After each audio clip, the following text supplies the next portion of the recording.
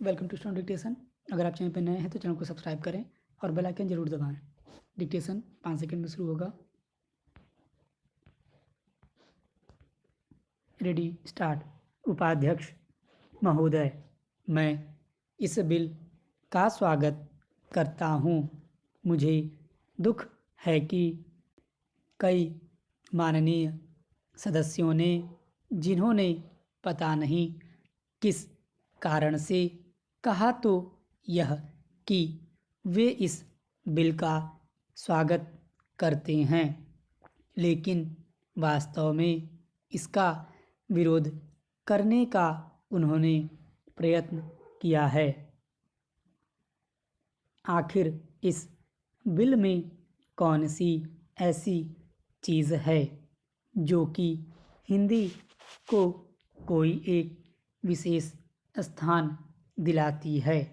मैं पहले ही इस चीज़ को साफ कर देना चाहता हूँ कि मैं उन लोगों में से नहीं जो कि हिंदी के लिए कोई विशेष स्थान चाहते हैं।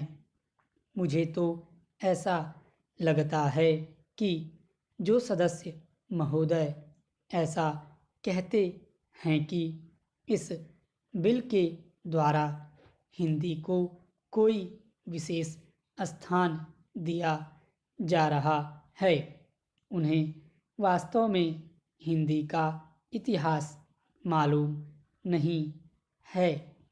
हिंदी कुछ उन लोगों की भाषा है जो राष्ट्रीय विचार के थे, जिनका कि राष्ट्रीय आंदोलन में बहुत हाथ था।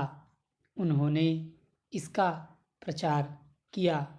यह ध्यान देने की बात है कि राष्ट्रीय आंदोलन के समय में हिंदी की एक ही संस्था नहीं थी, बल्कि दूसरे राष्ट्रीय विद्यालय भी थे और महात्मा गांधी के आदेश के अनुसार वे राष्ट्रीय विद्यालय काम करते थे।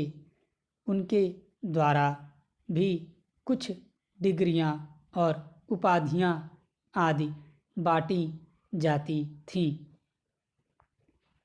अब इन विद्यालयों द्वारा उपाधि बांटने का काम, जो कि उनके द्वारा पहले से किया जा रहा है, उसी को इस बिल के द्वारा यदि जारी रखा जाता है तो मेरी समझ में नहीं आता कि कैसे कुछ लोग यह समझ लेते हैं कि इस बिल द्वारा हिंदी को कोई विशेष स्थान दिया जा रहा है। मैं नहीं समझता कि इसमें हिंदी को कोई विशेष स्थान दिए जाने की बात है, और जैसा मैंने पहले निवेदन किया, मैं उन लोगों में से नहीं हूँ जो कि चाहते हैं कि हिंदी को कोई विशेष स्थान दिया जाए, लेकिन मैं एक बात अवश्य उन लोगों से पूछना चाहता हूँ।